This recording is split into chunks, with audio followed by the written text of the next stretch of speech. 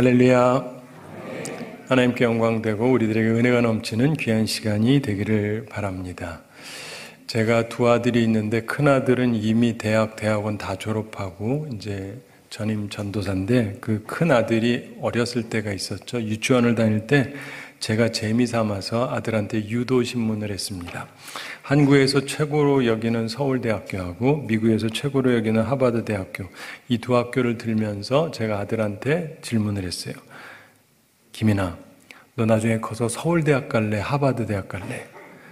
뭐 둘 중에 뭘 꼽아도 괜찮으니까. 그랬더니 제 아들이 뭐라고 답했느냐, 이렇게 답했습니다.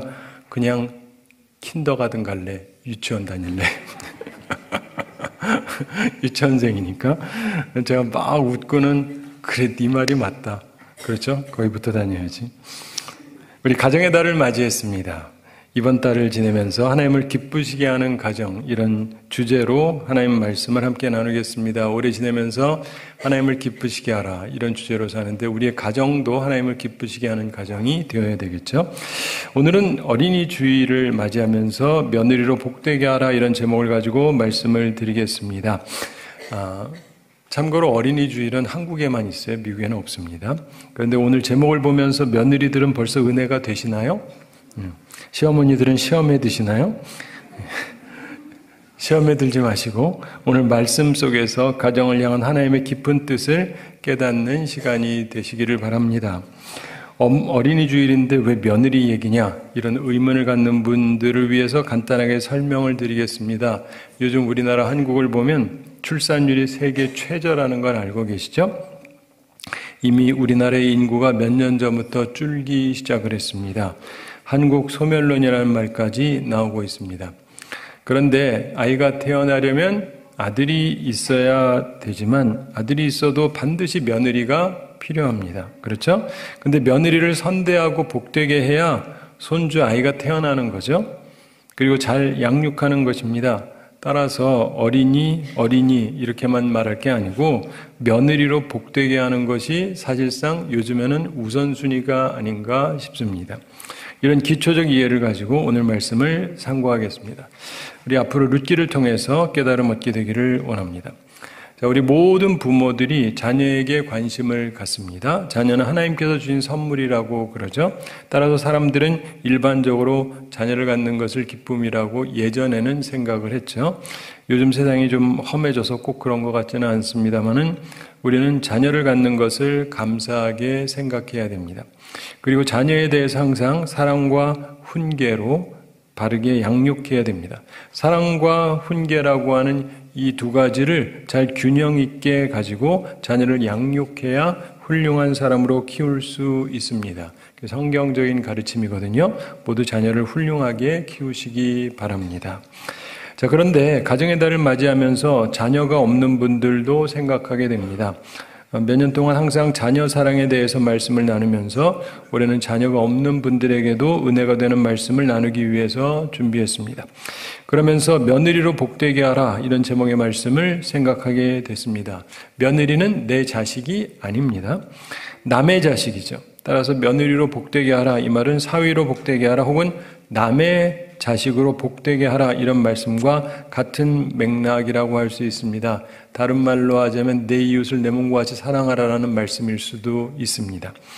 인생을 어렵게 살아오신 분, 내 인생에서 남은 복이 없다고 느끼시는 분이 계실 수 있는데 오늘 본문에 나오는 나옴이라고 하는 여인을 통해서 가장 절망적인 사람도 하나님을 기쁘시게 하는 사람이 될 수 있고 또 복받을 수 있다라고 하는 교훈을 받으시게 되기를 바랍니다. 자, 이 나오미가 본래 한때 잘 살았던 여인입니다. 남편도 있었고 두 아들도 두고 잘 살았습니다. 그러나 이민을 가면서 삶이 꼬이기를 시작합니다. 아이들이 외국 사람과 결혼했습니다. 그리고는 자기 남편이 먼저 죽습니다. 그리고 두 아들도 모두 다 자식도 하나 낳지 못하고 죽어버렸어요. 자, 이런 불행을 맛본 여인, 이런 불행한 가정을 가진 여인에게 어떤 가능성이 앞에 있겠습니까? 사람의 상식으로는 아무것도 없습니다. 자식도 하나 없는 홀로 사는 가난한 여인에게 무슨 복이 있겠습니까? 토마스 플러 박사가 이런 말을 했습니다. 남녀 양성 중에서 여인이 더 연약하다. 여인 중에서도 노인은 더 약하다.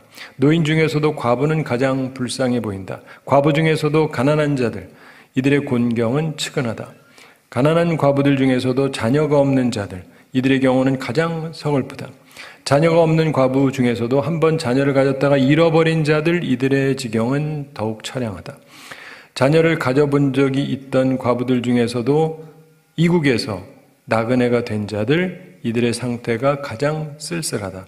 그런데 이 모두가 슬픔의 집합장인 것처럼 나옴이라는 사람의 삶 안에서 만나서 짓눌리고 동요되고 처량해진 그녀의 고통을 잴 수 있게 한다. 나는 감히 결론 짓는다. 많은 남자들이 환난을 당했으나 욥만큼 당한 자가 없으며 많은 여인들이 고난을 겪었으나 나오미만큼 겪은 여인은 없다. 일리가 있죠? 사실입니다. 나오미만큼 어려움을 겪은 여인은 없습니다. 그런데 성경 말씀은 이 여인에게도 복이 임했음을 가르쳐 줍니다. 이 여인에게도 하나님의 은총이 임했다고 성경이 가르쳐 줍니다. 그렇다면 우리 가운데 아무리 복이 없는 사람도 희망이 있다는 말씀 아닙니까? 그렇습니다. 누구든지 희망을 가질 수 있다는 말씀입니다. 가장 절망적인 사람도 희망을 가질 수 있습니다. 나오미가 가능했다면 누구든 가능한 것입니다. 그것을 믿으시기 바랍니다. 그래서 오늘 큰 은혜를 받으시기 바랍니다. 자, 그런데 그 계기가 된 사건이 있는데 그게 뭐냐? 저주의 삶이 복된 삶으로 바뀐 계기가 무엇이냐? 이것을 아는 것이 중요합니다. 그것을 알고 나도 적용을 하면 내 삶에 전환이 있을 수 있기 때문에 그렇습니다. 나오미 인생의 전환점이 되었던 것은 바로 자기하고 함께 있는 이 며느리 룻을 복되게 함으로 그 인생이 달라지게 됩니다. 그래서 오늘 제목 며느리로 복되게 하라 이 말씀이 중요한 것입니다. 여러분도 오늘 인생의 전환점이 되는 날이 되시고 앞으로 꼭 복 받으시기 바랍니다. 남의 자식 사랑해서 유명해진 여인 나오미, 남의 자식을 복되게 해서 복받은 나오미를 생각하면서 며느리로 복되게 하라 이 말씀을 깊이 깨닫게 되는 우리 모두가 되기를 바랍니다. 사람 가운데 며느리로 화가 되게 하는 사람이 있고요. 며느리로 복이 되게 하는 사람이 있습니다. 여러분 어떤 사람입니까? 그 차이점을 오늘 생각해 보시면서 우리의 모습을 점검해 보게 되기를 바랍니다. 먼저 며느리로 화가 되게 하는 사람 생각해 보겠습니다. 우린 그런 사람이 되지 않도록 주의해야 될 것입니다. 자, 며느리로 화가 되게 하는 사람의 첫 특색은 경쟁심입니다. 뭐라고요? 경쟁심. 이런 사람은 모든 대인관계를 경쟁관계로 봅니다. 그래서 갈등이 발생하게 되는 것입니다. 며느리를 얻었다는 것은 본래 복입니다. 사람은 사회적 존재라고 말하죠. 사람의 삶에는 때로 경쟁이 존재하기는 하는데 약간의 경쟁은 도움도 되죠. 그러나 지나친 경쟁은 사회를 나쁘게 만듭니다. 사람은 근본적으로 더불어 살아야 하는 존재입니다. 그러나 며느리로 화가 되게 하는 사람은 며느리와의 관계를 경쟁 관계로 봅니다. 바로 이것이 문제의 시발점인 것입니다. 이것은 오늘날 자녀 교육에서도 가장 문제가 되는 점 중에 하나이기도 합니다. 제가 오늘 좀 직설적으로 한 가지 말을 하겠는데 부모들 중에서 항상 자녀들을 경쟁을 시키는 사람들이 있어요. 어릴 때부터.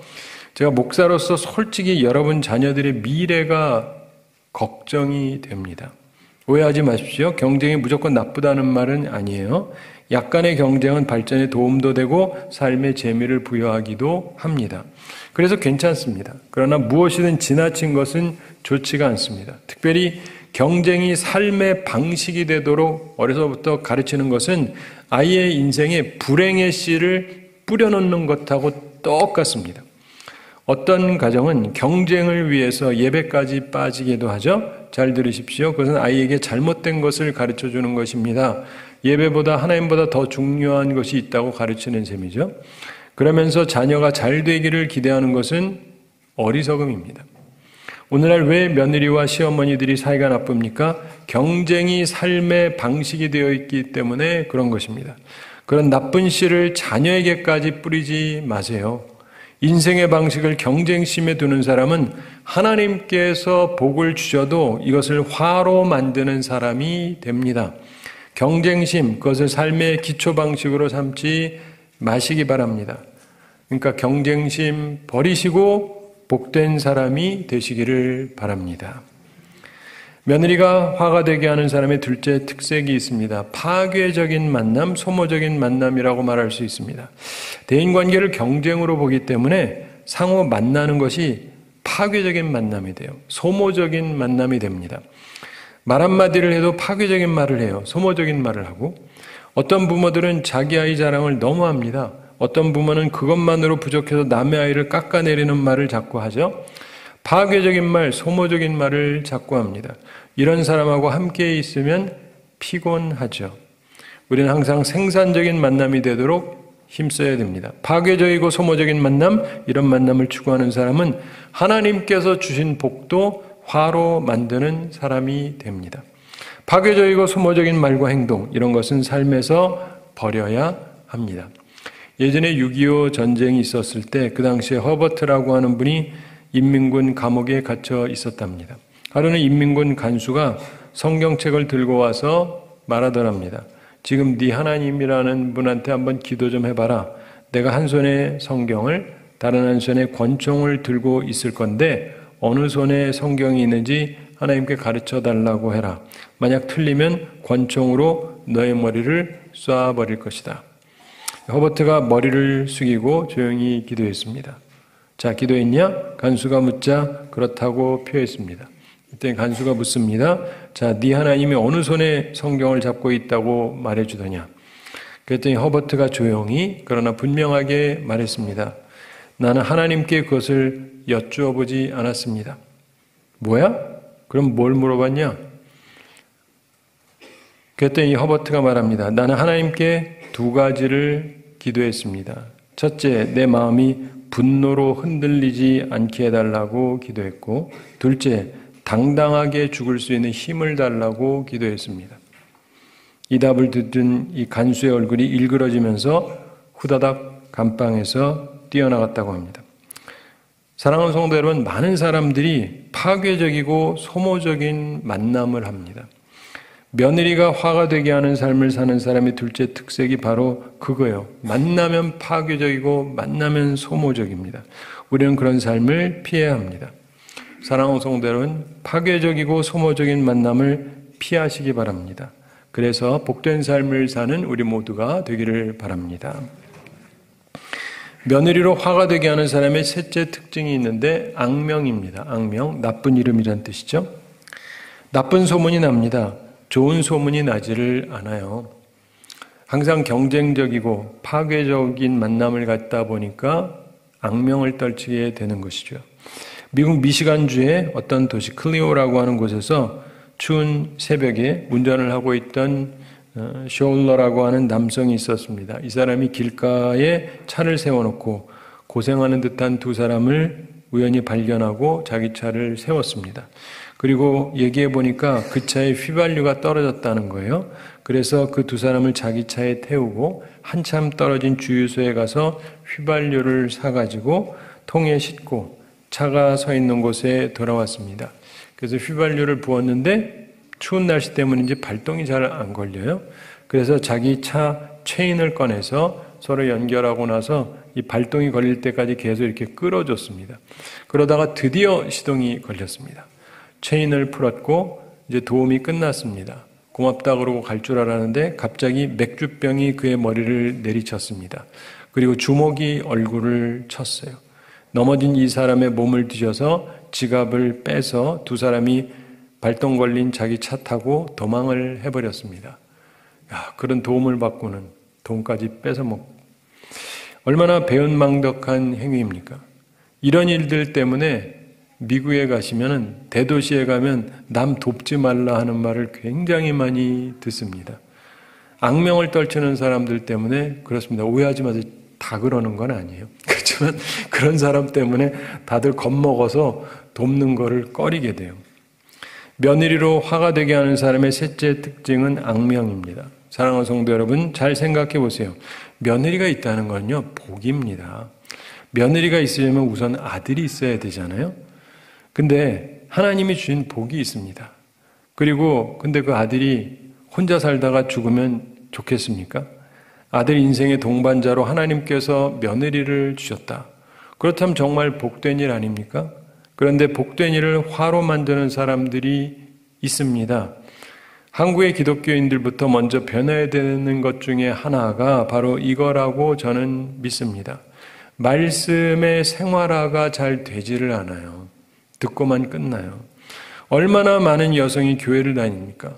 그 많은 여성들, 그 많은 시어머니들이 며느리로 복이 되게 한다면 세상에 예수 믿지 않을 며느리가 어디 있겠습니까?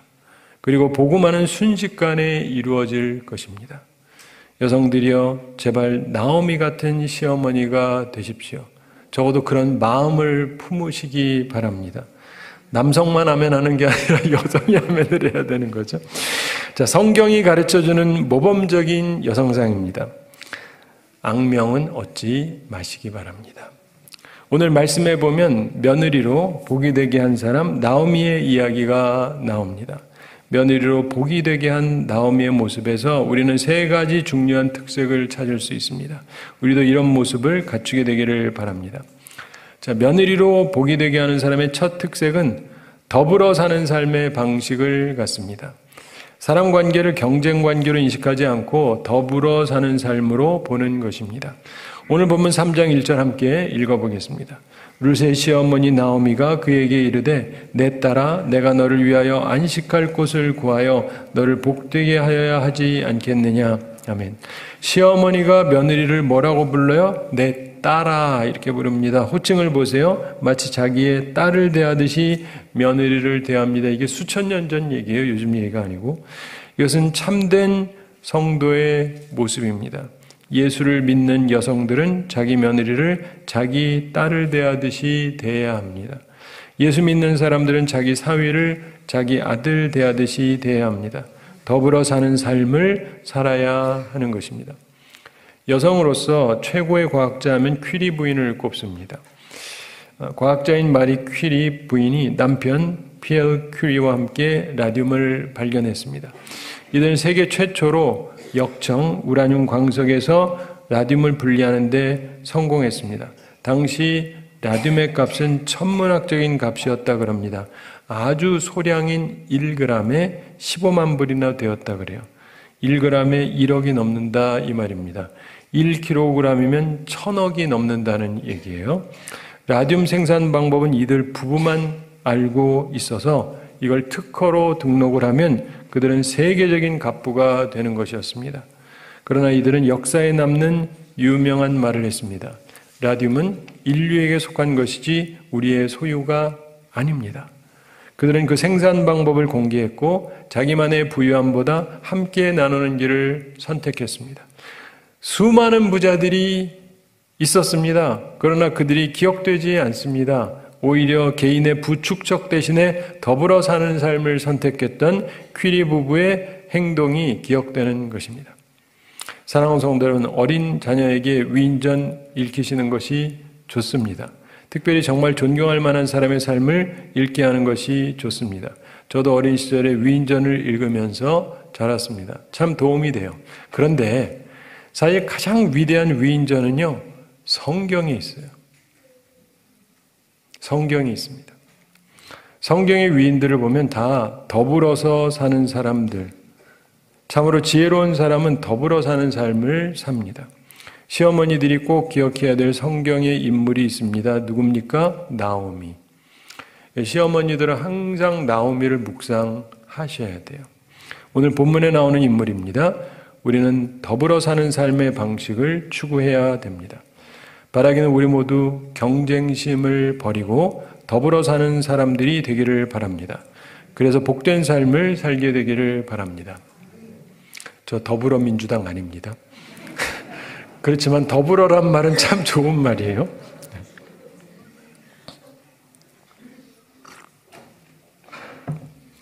며느리로 복이 되게 하는 사람의 둘째 특색은 생산적인 만남입니다. 생산적인 만남. 사람 관계를 경쟁 관계로 보지 않고 더불어 사는 것으로 보기에 항상 그 만남이 생산적이에요. 본문 3장 1절 후반을 보시면 나오미가 그 며느리에게 말합니다. 내 딸아, 내가 너를 위하여 안식할 곳을 구하여 너로 복되게 하여야 하지 않겠느냐. 이게 무슨 말입니까? 며느리 시집 가도록 해주겠다는 말입니다. 본문 3장 2절 함께 읽어보겠습니다. 내가 함께하던 하녀들을 둔 보아스는 우리의 친족이 아니냐. 보라, 그가 오늘 밤에 타작마당에서 보리를 까불리라.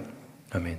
내가 함께하던 시녀들을 둔 보아스는 우리의 친족이 아니냐. 이렇게 말하는데 무슨 말이냐. 이 남자와 결혼해라. 이런 말입니다. 그 다음에 이제 3절부터 5절에 있는 내용을 봐도 굉장히 충격적인 이야기를 하고 있습니다. 시어머니가 할 것 같지 않은. 여러분, 시집살이 해본 사람이 시집살이 시킨다 이런 말이 있죠. 자기가 고생해본 사람이 의외로 남을 고생시키는 경우가 많다 그럽니다. 근데 본문에 보면은 이 과부 시어머니가 과부가 된 며느리를 시집 보내려고 노력하는 모습이 나옵니다. 참 놀라운 일입니다. 나도 혼자 사니까 너도 혼자 살아라가 아니고, 게다가 내 자식도 아니고, 더 나아가 내 자식, 내 아들이 죽었어요. 그리고 남은 며느리입니다. 그 며느리를 남의 남자한테 시집을 보내려고 합니다. 복되게 해주려고. 참 놀라운 마음 자세 아닙니까? 놀라운 사랑이에요. 얼마나 생산적인 만남입니까? 1절 후반의 말씀, 너로 복되게 하여야 하지 않겠느냐. 너로 복되게 하여야 하지 않겠느냐. 너로 복되게 하여야 하지 않겠느냐. 며느리들이 자기 시어머니한테 이런 말을 계속 듣는다면 얼마나 좋겠습니까? 놀라운 말입니다. 며느리로 복되게 하려는 이 나오미의 말, 이런 시어머니들이 많아진다면 세상은 정말 순식간에 좋아질 것입니다. 생산적인 만남, 남을 복되게 하려는 자세, 이런 것이 우리에게 필요한 것입니다. 사랑하는 성도 여러분, 우리 모두 파괴적인 삶은 피하고 생산적으로 살게 되기를 바랍니다. 그래서 복된 삶을 사는 우리 모두가 되기를 바랍니다. 며느리로 복이 되게 하는 사람의 셋째 특색이 있는데 좋은 명성을 얻습니다. 좋은 이름을 얻어요. 본문 4장 13절 함께 읽어보겠습니다. 이에 보아스가 룻을 맞이하여 아내로 삼고 그에게 들어갔더니 여호와께서 그에게 임신하게 하심으로 그가 아들을 낳은지라. 아멘. 결국 며느리 룻이 보아스하고 결혼합니다. 그리고 하나님께서도 복을 주셔서 임신하게 하시고 또 아들까지 낳게 하셨습니다. 14절에서 말씀합니다. 여인들이 나오미에게 이르되 찬송할지로다.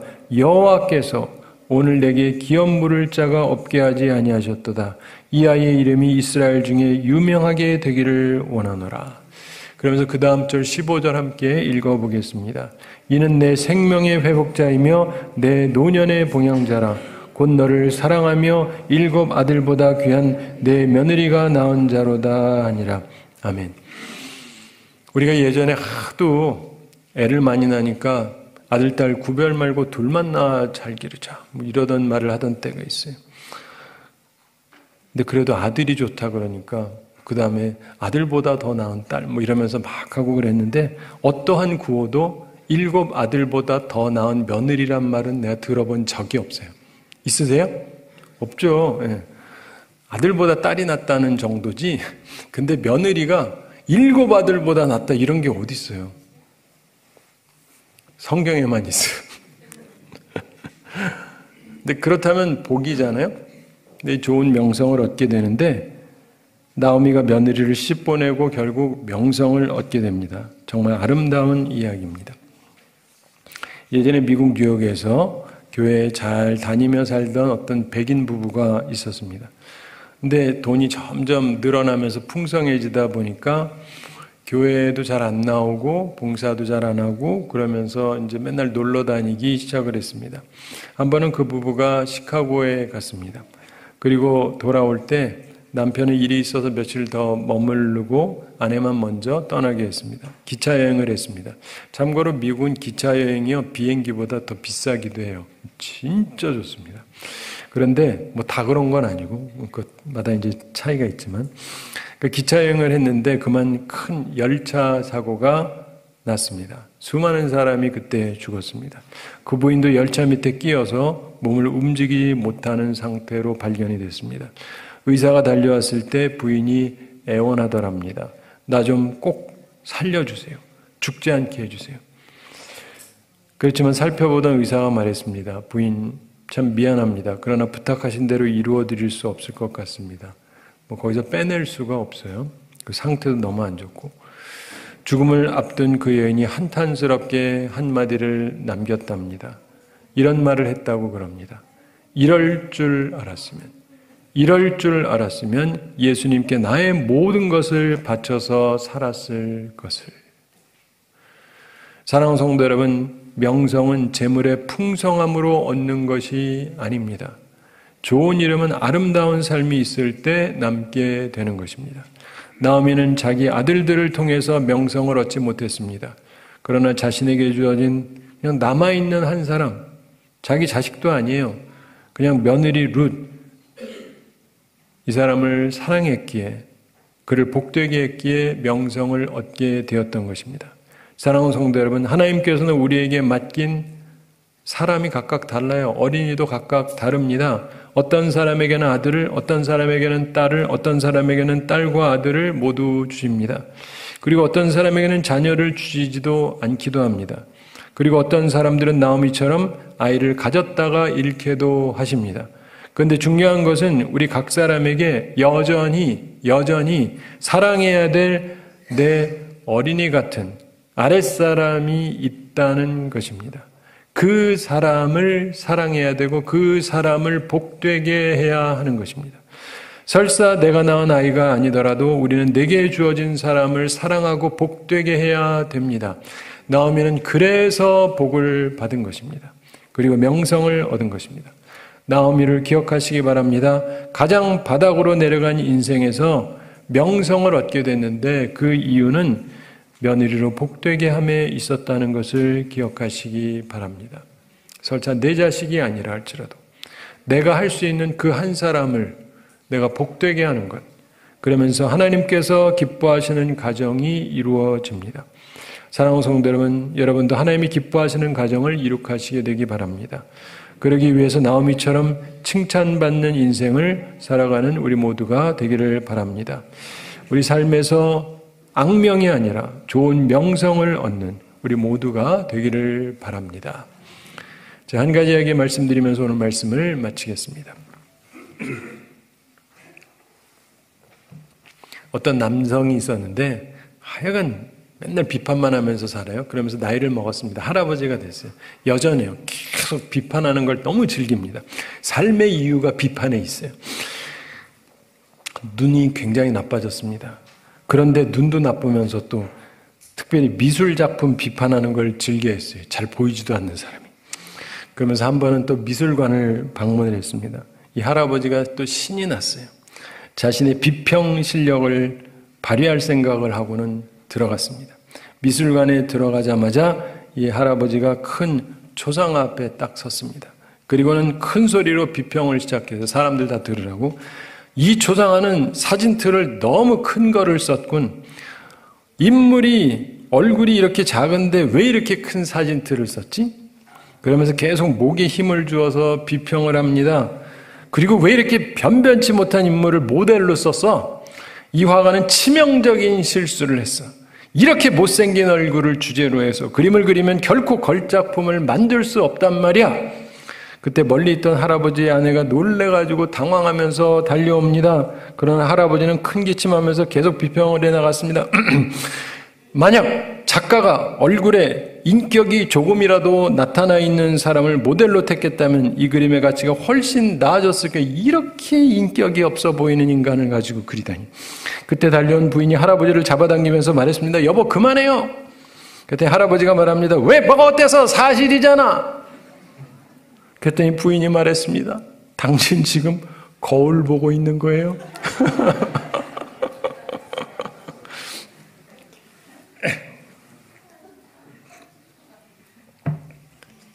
자기 얼굴 보고 변변치 못하다고, 인격도 없다고 한참 비판하고 있었던 거죠.